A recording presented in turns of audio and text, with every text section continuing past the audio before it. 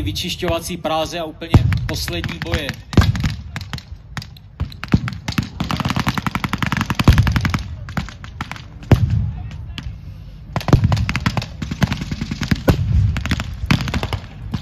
A poslední boj nastal ve Slivicích, když na to postavení Němců, kteří se stále ještě odmítli vzdát, zaútočili jednak teda jednotky Rudé armády, které se do prostoru přiblížily, a ty jednotky Waffen-SS byly napadeny i odbojáři, kteří měli v okolí Slivic několik odbojových organizací.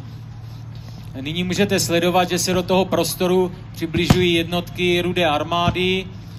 Jsou to jednotky, které mají ve výzbroji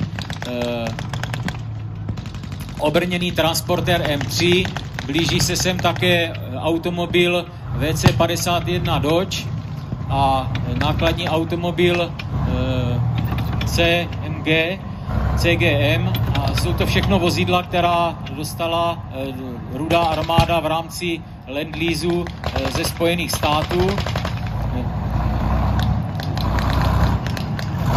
Ty předsunuté jednotky narazily na odpor, takže určitě povolají posily v podobě obrněné vozby, případně dělostřelectva. Můžete si všimnout, že příslušníci Rudé armády odpojili kanon a budou podporovat postupující pěchotu.